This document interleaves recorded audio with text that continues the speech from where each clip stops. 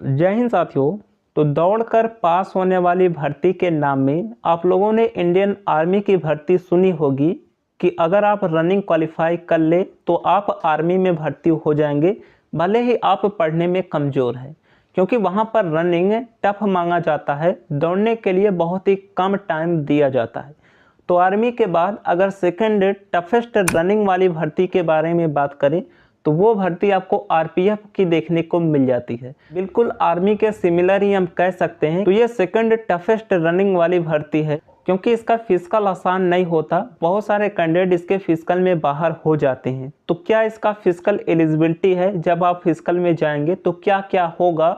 Long jump, high jump, height, weight, chest, क्या आपका physical standard होना चाहिए, फिजिकल एलिजिबिलिटी क्या होना चाहिए, तो कंप्लीट फिजिकल में क्या क्या होता है, उन सभी चीज़ों के बारे में आज की इस वीडियो में बात करेंगे। मेल एंड फीमेल दोनों कैंडिडेट की फिजिकल एलिजिबिलिटी क्या होनी चाहिए उसके बारे में बात करेंगे, क्योंकि बहुत सारे कैंडिडेट इसके फिजिकल में डिसक्वालीफाई हो जाते हैं। अगर आपका नाम पहली लिस्ट में आ जाता है जो फिजिकल के लिए कट ऑफ लगता है, उसके बाद अगर आप फिजिकल क्वालिफाई कर लेते हैं तो निश्चित ही आपका सिलेक्शन हो जाता है, क्योंकि बाद में कट ऑफ बहुत ही कम बढ़ती है। तो आज के इस वीडियो में फिजिकल में क्या क्या होगा उन सभी चीज़ों के बारे में बात करेंगे। और फ्रेंड्स, अगर आप चैनल पर पहली बार आएँ तो सब्सक्राइब कर लीजिएगा। आरपीएफ की भर्ती से रिलेटेड जो कुछ भी जानकारी होगी आपको हमारे चैनल पर मिल जाएगी। तो यहाँ पर सबसे पहले हम बात करते हैं फिजिकल एलिजिबिलिटी के बारे में। देखिए, आरपीएफ की भर्ती का जो प्रोसेस है उसमें सबसे पहले आपका ऑनलाइन एग्ज़ाम होता है।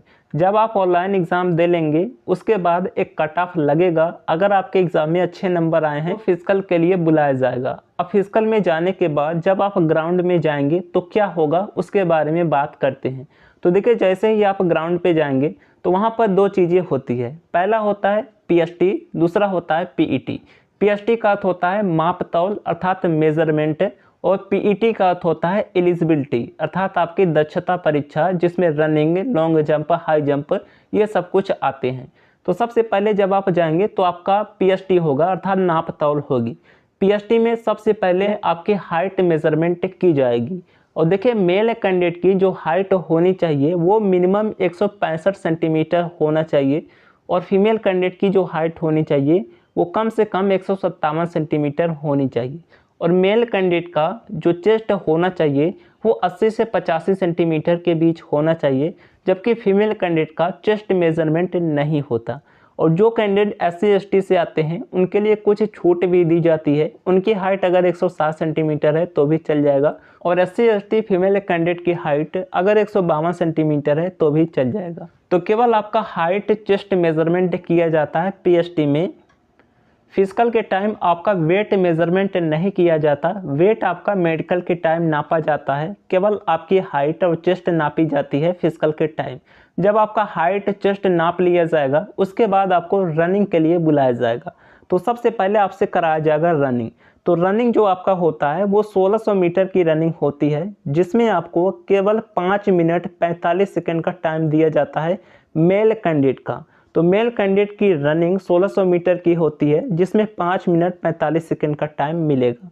रनिंग होने के बाद आपसे कराया जाएगा लॉन्ग जंप। तो लॉन्ग जंप जो होता है वो 14 फीट का होता है, जिसमें आपको 3 चांस मिलते हैं। 3 बार में आपको 14 फीट का लॉन्ग जंप करना होता है। उसके बाद आपसे कराया जाएगा हाई जंप। तो हाई जंप जो आपसे कराया जाएगा वो 4 फीट का कराया जाएगा। इसमें भी आपको 3 मौके मिलेंगे। 3 बार में आपको 4 फीट का हाई जंप करना होगा। अगर आप 3 बार में नहीं कर पाते हैं तो आप बाहर कर दिए जाएंगे। तो ये मेल कैंडिडेट का फिजिकल एलिजिबिलिटी रहा। अगर आप ये सब क्वालिफाई कर जाते हैं तो आपका सिलेक्शन हो पाएगा। उसके बाद बात करते हैं फीमेल कैंडिडेट का। तो देखिए, फीमेल कैंडिडेट की जो रनिंग होती है वो 800 मीटर की होती है, जिसमें 3 मिनट 40 सेकंड का टाइम मिलता है फीमेल अभ्यर्थियों को। उसके बाद फीमेल का लॉन्ग जंप होता है। फीमेल का लॉन्ग जंप केवल 9 फीट का होता है। 9 फीट आपको 3 बार में क्वालिफाई करना होता है। आपको 3 चांस दिए जाते हैं। उसके बाद हाई जंप होता है। हाई जंप फीमेल कैंडिडेट का 3 फीट का होता है। अगर 3 फीट का हाई जंप 3 चांस मिलते हैं, उसमें हाई जंप 3 फीट का कर लेते हैं तो आपका सिलेक्शन हो जाएगा। तो ये फीमेल कैंडिडेट का एलिजिबिलिटी रहा। यहाँ पर हमने मेल एंड फीमेल दोनों कैंडिडेट के एलिजिबिलिटी के बारे में बता दिया। तो सिंपल सा यही होता है, पहले आप जाएंगे हाइट वेट चेस्ट मेजरमेंट किया जाएगा, उसके बाद रनिंग कराया जाएगा, लॉन्ग जंप कराया जाएगा, हाई जंप। उसके बाद अगर आप क्वालिफाई होते हैं तो आपको एक सर्टिफिकेट देकर घर भेज दिया जाता है। जब फाइनल मेरिट लिस्ट आती है, अगर आप कट ऑफ को क्वालिफाई कर जाते हैं तो आपका फाइनल मेरिट लिस्ट में नाम आ जाता है।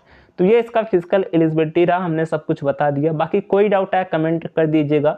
मिलता है नेक्स्ट वीडियो में, तब तक के लिए जय हिंद।